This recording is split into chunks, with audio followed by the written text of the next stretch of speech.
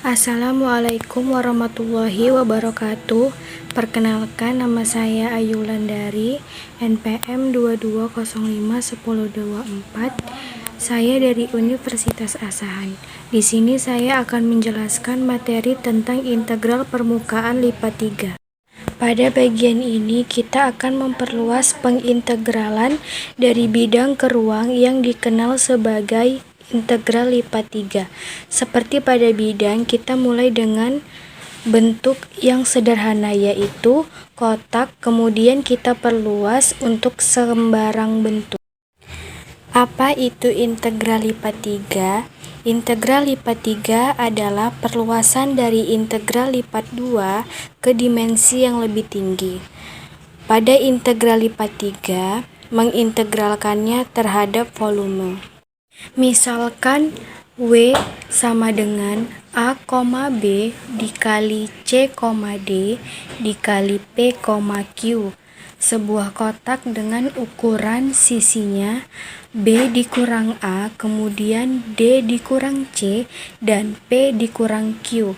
Seperti pada bidang, setiap sisi kita bagi menjadi beberapa bagian yang sama. Misalkan delta X sama dengan B dikurang A per N, kemudian delta Y sama dengan D dikurang C per N, dan yang terakhir delta Z sama dengan Q dikurang P per N. Kemudian definisi fungsi dapat diintegralkan, yaitu misalkan F fungsi 3 variabel yang terbatas pada W. Fungsi F dapat diintegralkan jika T sama dengan limit N menuju tak hingga kepada Tn. Kemudian ada untuk sembarang pilihan C, I, J, K, dan nilai T disebut sebagai nilai integral F di W dan ditulis sebagai berikut, yaitu integral lipat 3 dari W F dV, kemudian integral lipat 3 dari W F dikali X, Y, Z dikali dV, kemudian integral lipat 3 W F dikali X, Y, Z, kemudian dikalikan dengan dx, dy, dz.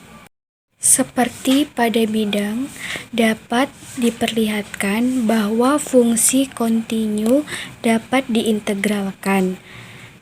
Lebih dari itu, fungsi yang kontinu kecuali pada himpunan kecil juga dapat diintegralkan. Yang dimaksud dengan himpunan kecil itu adalah himpunan yang mempunyai dimensi lebih kecil dari 3, misalnya potongan bidang, potongan garis, dan lain sebagainya. Hal ini merupakan modal bagi kita untuk memperluas pengintegralan pada benda sembarang. Kemudian, sifat yang berlaku pada integral lipat 2 juga berlaku pada integral lipat 3, seperti integral dari jumlah fungsi sama dengan jumlah dari integral fungsi. Khususnya, yang terpenting adalah menghitung integral lipat 3 dengan cara menghitung integral berulang. Misalkan F dalam kurung X, Y, Z dapat diintegralkan pada kotak W sama dengan A, B dikali C, D, kemudian dikalikan lagi dengan P, Q. Nah, kemudian integral lipat 3 dapat dihitung dengan salah satu integral berulang, yaitu integral lipat 3 dari batas bawah W dengan fungsi f, y, z, dx, dy, dz sama dengan integral dengan batas atas q dan batas bawah p, kemudian integral batas atas d dengan batas bawah c, kemudian integral dengan batas atas b dan batas bawahnya itu a. Fungsi dari f, y, z, dx, dy, dan dz sama dengan integral dari batas atas Q dan batas bawah P, integral dari batas atas B dan batas bawah A, kemudian integral dari batas atas D dan batas bawah C. Nah, fungsi f x, y, z, dy, dz, dan dx sama dengan batas atas B dan batas bawahnya A, kemudian integral dengan batas bawah P dan batas atas Q, dan yang terakhir integral dengan batas atas D dan batas bawah C dari fungsi x, y, z dikalikan dengan dy, dz, dan dx. Nah, sekarang kita masuk ke contoh soal. Misalkan W adalah kotak dari 0,1 dikali min 1/2,0 dikali dengan 0,1/3. Hitunglah integral lipat 3 dari W, X tambah 2Y ditambah 3Z pangkat 2, dx, dy, dan dz. Nah, kemudian integral tersebut dapat dihitung sebagai berikut.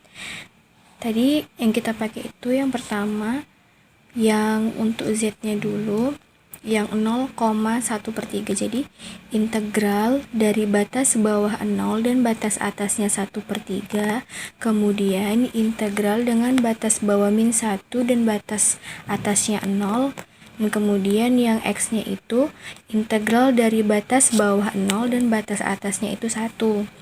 Kita kalikan dengan x ditambah 2y ditambah 3z kuadrat dx, dy, dz sama dengan integral dengan batas bawah 0, kemudian batas atasnya 1/3, integral dengan batas bawah min 1/2, dan batas atasnya 0 kita kalikan dengan X ditambah 2Y ditambah 3Z pangkat 3. Kenapa pangkat 3? Karena kalau kita integralkan itu, 2 itu ditambahkan dengan 1, jadi hasilnya 3/3. Dengan batas bawahnya 0 dan batas atasnya itu 1. Kemudian dy dz sama dengan integral dari batas bawah 0 dan batas atasnya 1/3, kemudian integral dari batas bawah min 1/2 dengan batas atasnya 0, kita kalikan dengan 1/3. 1 ditambah 2y ditambah 3z pangkat 3. Nah, kemudian kita kurangkan 2y ditambah 3z pangkat 3 dy dz. Kemudian sama dengan lagi integral dari batas bawah 0 dan batas atasnya itu 1/3. Kita kalikan dengan 1/24. Kemudian dikali lagi dengan 1 ditambah 2y ditambah 3z pangkat 4. Kemudian dikurangkan dengan 2y ditambah 3z pangkat 4 dengan batas bawah y sama dengan 1/2 dan batas atasnya itu 0. Kemudian kita kalikan dengan dz. Karena kan tadi ini kita untuk mencari yang dy-nya.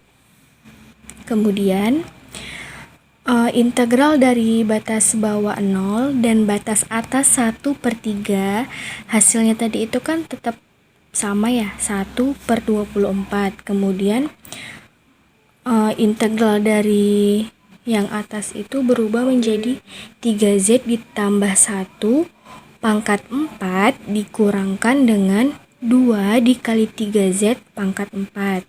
Nah, ditambah dengan 3z dikurang 1 pangkat 4 dx. dz. Kemudian kita akan mencari integral dari yang dz yang terakhir.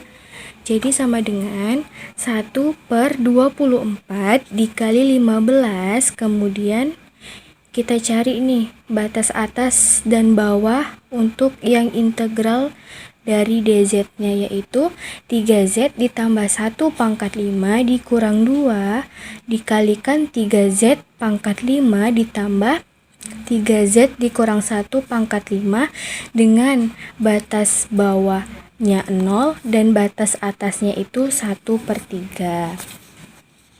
Hasilnya yaitu 1/24 dikali 15, kemudian dikalikan dengan 2/5 dikurang 2, sama dengan 1/12.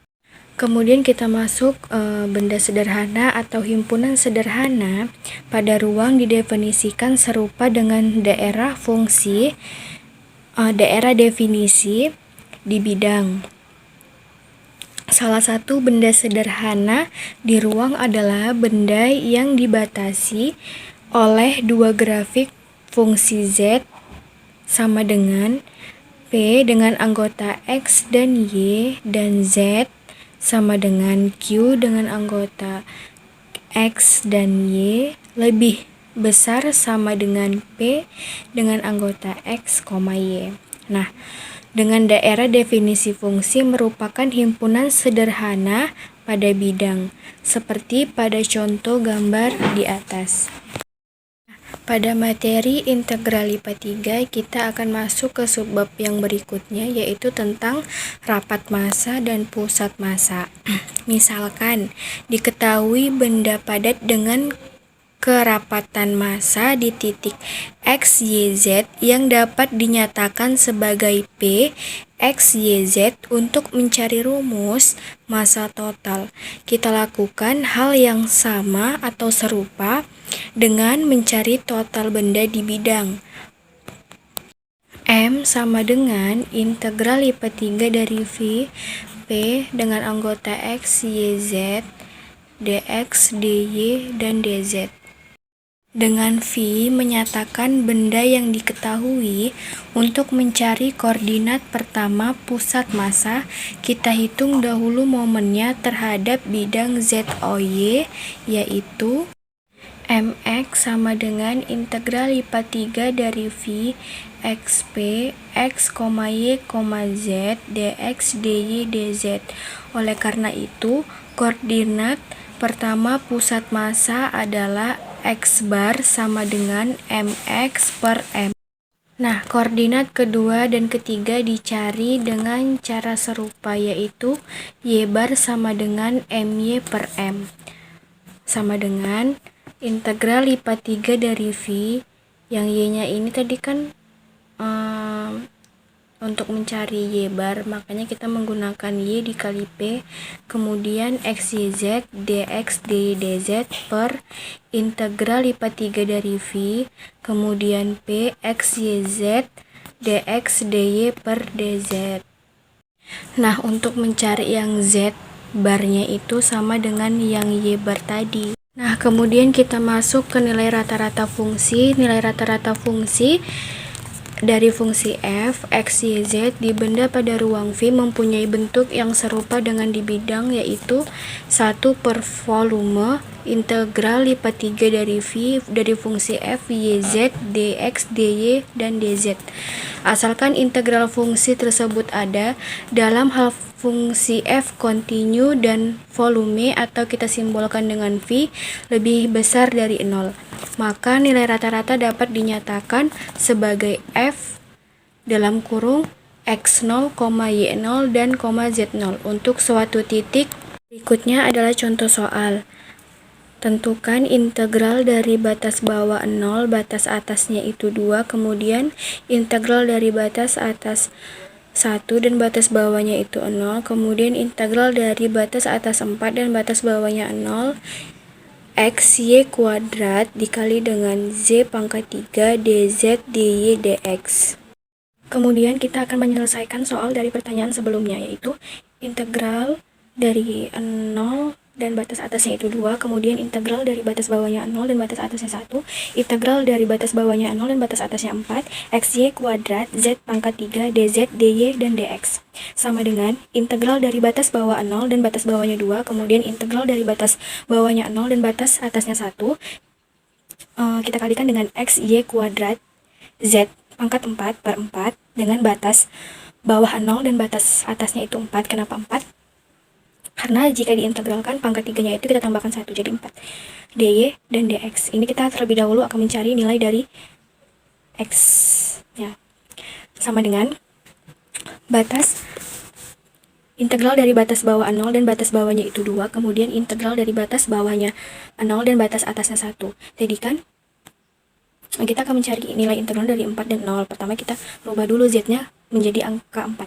Jadi y x y kuadrat dikalikan 4 pangkat 4 per 4, kemudian dikurangkan dengan x y kuadrat 0 pangkat 4 per 4. dy dx sama dengan 64 x y pangkat 2 dikurang 0 dy dx.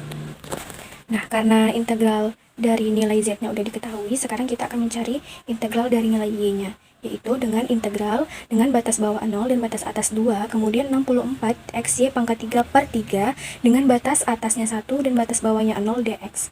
Kemudian hasilnya adalah 64x dikalikan 1 pangkat 3 per 3 dikurang dengan 6x 0 pangkat 3 per 3 dx.